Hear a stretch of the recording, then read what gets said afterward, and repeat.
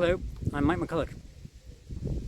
So today I'd like to give you a simple analogy for quantized inertia. So I brought you to this seaside place, and here behind me you can see lots of waves and a boat. So I'm going to try and use this as an analogy to try and explain what's happening. So if you imagine there's a large lake or a sea, and there's a motorboat on it which is accelerating, has a very powerful motor, and it's generating waves in the sea, and there might be waves there already. So it might look something like this, but I'm going to cover this beautiful view, I'm afraid, with a schematic. So up here, so imagine the boat is accelerating to the right. Now it will see feel lots of waves hitting it from in front because it's moving into them, but the waves from behind it will not be able to catch up with it, so it will feel fewer impacts from behind.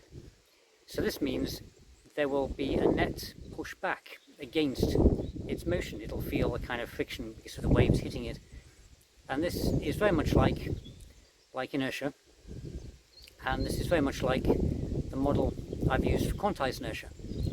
So in quantized inertia, instead of ocean waves, well, maybe first I should say that if the person in the boat couldn't see the waves, he would think it was this magical force which always interferes with his acceleration, and he might call it inertia and not be able to understand it because he can't see the waves.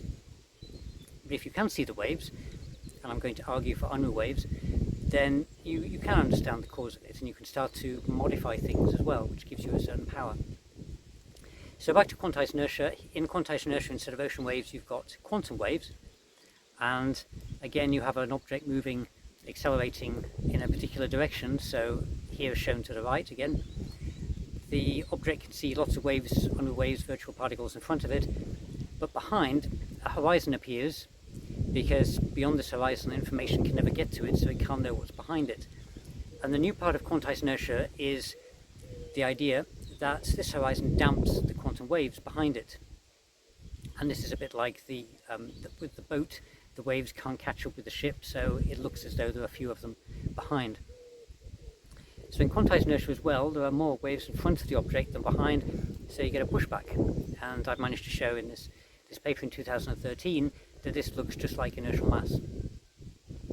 Oh, and I should just also say that there's a great advantage in science in coming from one part of it, especially if that part is extremely real and evidence-based, and moving into another part which has become rather, should we say, abstract or theoretical. You can do some useful work, and I think this is where quantized inertia comes in.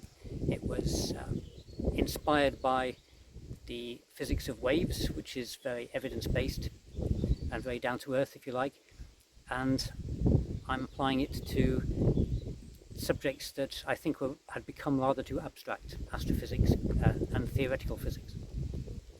Okay, so I hope you've enjoyed this short, and I will make another one for you tomorrow. Goodbye.